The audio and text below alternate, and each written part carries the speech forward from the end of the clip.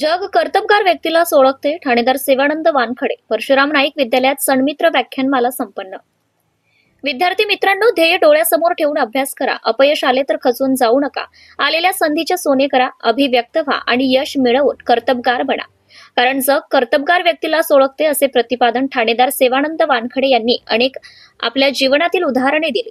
ते येथील परशुराम नाईक विद्यालयात शिक्षणप्रेमी स्वर्गीय बाबासाहेब नाईक स्मृती सप्ताहात आयोजित सन्मित्र व्याख्यान मालेमध्ये प्रमुख वक्ते म्हणून बोलत होते.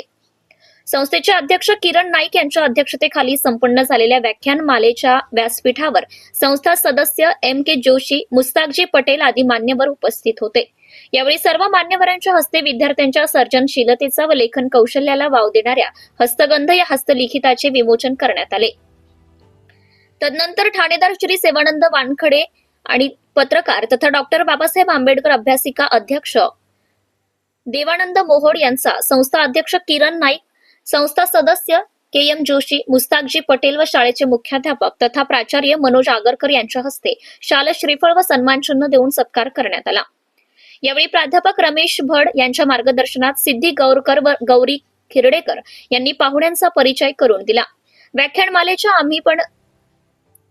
व्याख्यानमालेमध्ये आम्ही पण घडलो, तुम्ही पण घडा या विषयावर विद्यार्थी हिताचे विचार व्यक्त करताना आपल्या जीवनातील अनुभव कथन करून सेवानंद वानखडे यांनी विद्यार्थ्यांना मंत्रमुग्ध केले.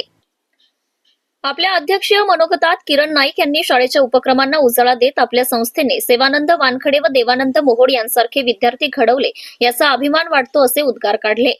यावेळी संस्था सचिव N.S. गमे, संस्था सदस्य S.G. बोरकर, सुधाकर टोपरे, रामभाऊ देशमुख, अतुल नाईक, माननीय पंचायत समिती सदस्य राजूमिया देशमुख, शाळेचे मुख्याध्यापक तथा प्राचार्य श्री मनोज आगरकर, उपमुख्याध्यापक गजानन पोहणकर, पर्यवेक्षक शंकर भदे, सौ प्रणाली अंबरते, सौ मराठे मॅडम आदींची विशेष उपस्थिती होती. या व्याख्यानमालेच्या कार्यक्रमासाठी गावातील प्रतिष्ठित नागरिक, पालकवर्ग व विद्यार्थी बहुसंख्येने उपस्थित होते. कार्यक्रमाच्या यशस्वीतेकरिता शाळेतील शिक्षक बंधू भगिनी व शिक्षकेतर कर्मचारी यांनी परिश्रम घेतले. सत्यशोधक न्यूज चॅनल साठी मुख्य संपादक संतोष गवई, अकोला. नसल्यामुळे अपडाऊन केलं, बसमध्ये झोप आली, डायरेक्ट काटेकुणाला जाग आला, तिथं उतरलो तर परत यायला 2 रुपये नाही, ट्रकला लटकून आलो. असे खूपदा घटना घडल्या.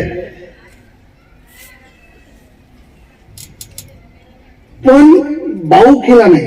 माझी परिस्थिती खराब आहे, मी अभ्यास करू शकत नाही, माझं मन लागत नाही. मन लागण्याचा हा प्रकारच नव्हता. मन लागण्यासाठी मी तर मलाच माझ्याच कमांड द्यायचो. मनच लागत नाही का? फार काही लोकांचा अभ्यासात आहे ना, लागत नाही ना. मी त्यांना सल्ला देईन, बस स्टँडवर जायचं, बस स्टँडवर पुस्तक काढायचं, अभ्यास करायचा. किती बसेस आल्या, काय अनाउन्समेंट चालली, आपल्या बाजूला कोण कोण बसलं. तुम वहां पढ़ाई कर सके ना, दुनिया की कोई ताकत आपको डिस्टर्ब नहीं कर सकती, डिस्ट्रैक्ट नहीं कर सकती. दुनिया की कोई ताकत. उपाय आपले, चॉईस आपली, मार्गही आपले. अडचणी येणारच आहे. ऑब्स्ट्रक्शन, डिस्टर्बन्स, अडथळे, अडचणी कोणत्याही प्रकारचे येऊ शकतात, कसे येऊ शकतात. ज्यांना सर्वच काही आहे, त्यांचं मन लागत नाही, त्यांना मोबाईल पासून फुरसत नाही, त्याच्यावर येतोच मी. म्हणून तुम्हाला पॅशनेट होणं गरजेचं आहे, जुनून होणं. मी मौलवींना जयपूरला गेलो होतो सेकंड राऊंडला. एक मला ट्रेन मध्ये मौलवी भेटले, 6वा वर्ग पास, हुशार मौलवी. म्हटलं, मौलवी साहब, हाफिज साहब आप कितना पढ़े? सर बोले चट्टी पढ़ा मैं. 6वा वर्ग. त्या माणसाला Telugu, Hindi, Marathi, English, German, Chinese. मी त्यांना सहज बोललं की हाफिज साहब कैसे गए? कुछ नहीं बोले साहब, जुनून होना, पैशन होना. पैशन, वो पैशन है ना, वो आपको कुछ जानने दे. काही तुम्हाला लाज शरम वाटत नाही. घरी जेवण नाही भेटायचं, तसंच जायचं. कॉल लेटर आलं, हवालदाराकडे जास्त राहायचं. उपाय भूक लागली की मित्राकडे जाणार. फडके सरांपासून सर्व मित्रांना तर मला ते अहमद कुलकर्णी असेल, माझे क्षीरसागर असेल, माझे सर्व, मी नोट्सच्या निमित्तानं त्यांच्या घरी जायचो की चहा मिळेल, पोहे मिळतील, आणि मग त्याच्यावर दिवस. त्या सर्वांचा मी कृतज्ञ आहे.